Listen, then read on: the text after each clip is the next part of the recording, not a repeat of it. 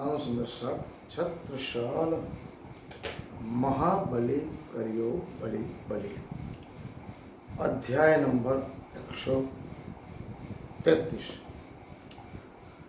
बड़ा कयामतनामा प्रकरण 4 चौपाई नंबर।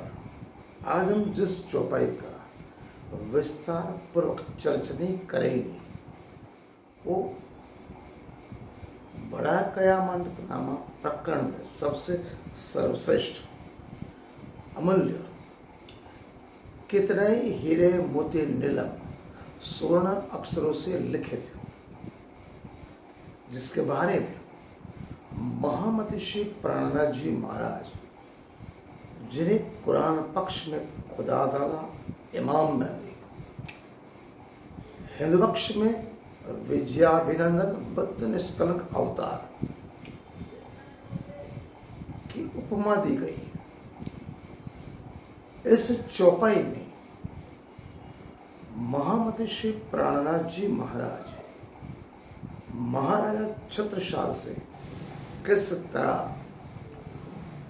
संदेश भिजवाते थे, किस तरह महाराज छत्रसाल को इस आत्म जागृति, धर्म जागृति एवं ब्रह्म ज्ञान एवं सत्य धर्म रक्षक, धर्म राज्य स्थापना करना और भरत खंड में सबसे सर्वश्रेष्ठ महान वीर शौर्यता पूर्वक ब्रह्मर्षि राजश्री और एक चुनिंदा शासक समझा, जिनके अंदर उन्होंने परमधाम ब्रह्मपुर की शाकुंडल सखी का अवतार को समझा, परखा। उसके पहले वो समग्र भारत का परिभ्रमण किया, हजारों राजा महाराजा चक्रवर्ती सम्राट को परखा। तब उन्होंने जाना कि केवल और केवल महाराजा छत्रसाल ही सत्य धर्म रक्षक, धर्म पालक, प्रजा पालक एवं धर्म राज्य की स्थापना करना एक ही राजा में वो गुण है, वो केवल और केवल महाराजा छत्रसाल बनेंगे है। ये चौपाई हमें ये दर्शाती है कि प्रभु प्राणनाथ ने किस तरह 5,500 संदेशात को लेकर समग्र भरतखंड का परिभ्रमण किया और राजा महाराजा के हृदय मन तन आत्मा को टटोला, परखा। प्रभु प्राणनाथ कहते थे, राजा ने मलोरे राय तनो, हिंदू धर्म जाता रहे, कोई तो दोनों। मुगल सल्तनत अपने चरम सीमा पे थी। प्रभु प्राणनाथ जिस चौपाई का जिक्र करते हैं वो चौपाई मैं आपको सुनाना चाहता हूं। प्रभु प्राणनाथ चौपाई नंबर 15 में कहते हैं, असराफिल इत बिच इमाम, ये नुस्खे इल्म की किताब कलाम, एक रोज आए खाने की दाम, कहिया पहुंचाओ नुस्खा सिदा। इस दिव्यवाणी परब्रह्मवाणी श्रीमुखवाणी तारतम सागर स्वसंवेद से कुलजम स्वरूपवाणी की 18,758 चौपाइयां, जिन्हें परम परमात्मा स्वराजी अक्षरातीत ने श्रीजी महाराज मुख्य कहलवाई। यहाँ असराफिल फरिश्ता, कुरान कते पक्ष में असराफिल फरिश्ता इमाम मेहदी खुदा ताला के बीच बैठकर, असराफिल फरिश्ता इमाम मेहदी खुदा ताला श्रीजी प्रभु श्री प्राणनाथ के बीच बैठकर 14 किताब, जिन्हें श्रीमुखवाणी तारतम सागर कुलजम स्वरूप कहते हैं, उसकी उसने रचना की। एक दिन दिल्ली के गढ़े की मंजिल में किताब खाना में श्रीजी प्रभु प्राणनाथ, लालदास जी, मुकुंदास जी, भगवान दास और सभी सुंदर साथ मिलकर सभी ब्रह्मनिष्ठ मोमिनों, सभी धर्म ग्रंथ, चाहे वो हिंदू, मुस्लिम, सिख, ईसाई, किसी भी धर्म का हो, सभी धर्म ग्रंथ मूलभूत रहस्य, सार गर्भित रहस्य, गुड़ रहस्य को कड़ियों से कड़ियां मिला रहे थे।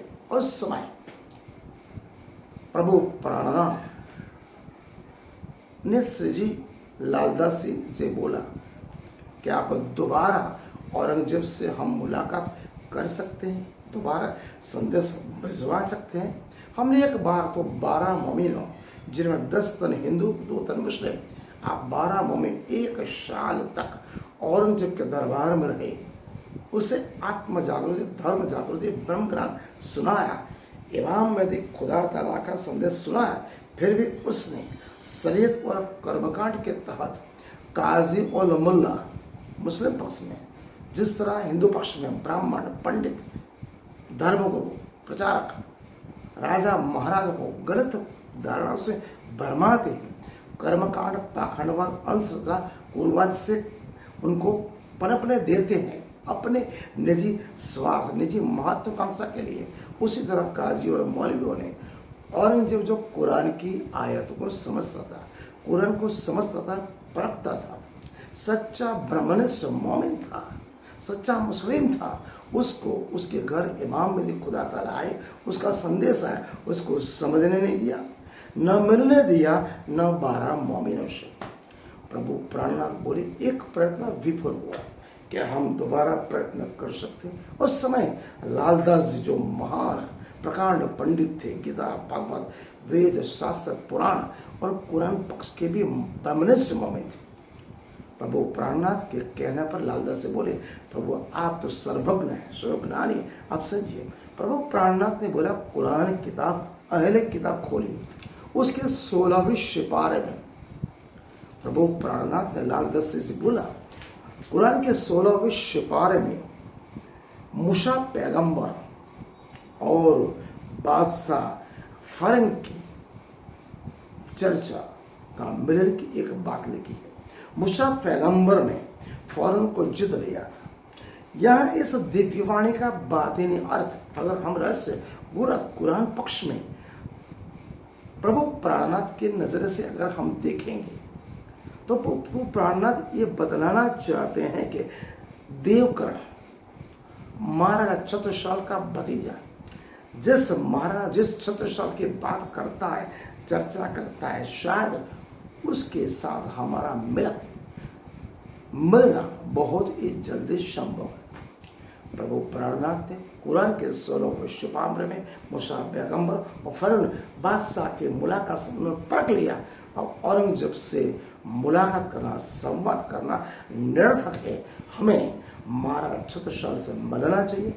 तुरंत ही प्रभु प्राणनाथ ने लालदास जी बोला, आप महाराजा छत्रसाल से बात करिए, ब्रह्म ज्ञान की चर्चा करिए, केवल और केवल वो ही एक है धर्म राज्य, सत्य धर्म की स्थापना के लायक है। प्रभु प्राणनाथ ने स्वामी श्री लालदास जी महाराज को देवकर्ण के साथ साथ महाराजा छत्रसाल से मिलन के लिए, संवत प्रक्रिया के लिए जो भेजा, ये इस वाणी का बातिनी अर्थ है जो मैंने आपको समझाया। अब दूसरी चौपाई नंबर 16, मोहम्मद गजनवी सुल्तान और नुस्खा हासिल करे परवान। जब नुस्खा उनने सही किया, 15 रोज सामे आय की लिखा। अर्थात मोहम्मद गजनवी, यहाँ मोहम्मद गजनवी महाराज छत्रसाल, इमाम मेहदी खुदा ताला प्रभु प्राणनाथ श्री साहब स्वामी श्री लालदास जी महाराज ने वो प्रभु प्राणनाथ ने बोला, आप देवकर्ण के साथ जाइए, महाराजा छत्रसाल को संदेशा भिजवाइए, वो जल्दी ही हमारा संदेशा स्वीकार करेंगे।